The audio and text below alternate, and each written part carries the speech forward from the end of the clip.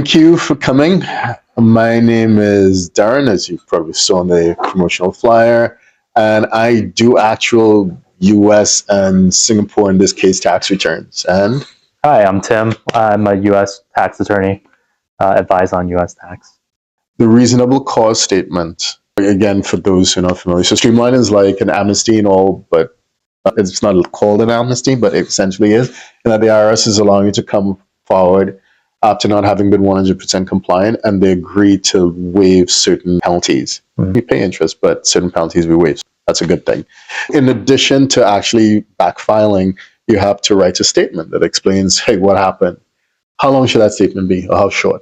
Non-Wilfull statement, I would say it's different than reasonable cause, because I think non-Wilfull statement is a lower legal bar than saying you have reasonable cause. I just wrote one non-Wilfull statement. It was longer than what I liked, but it was still 11 pages. But for reasonable cause statement, it really depends on what you're trying to establish. For reasonable cause, there's certain safe harbors. For example, if you relied on a tax professional, if you clearly qualify for that, your reasonable cause statement can be super short, right? You just spell out the elements of reasonable cause of the reliance on a tax professional, and then say why you hit every single requirement, and that you're done.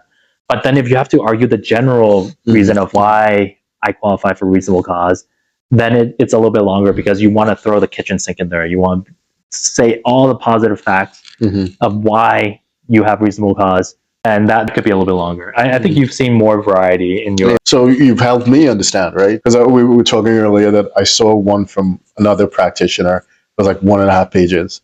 Then I've seen 10, 15 pages. So now we understand why.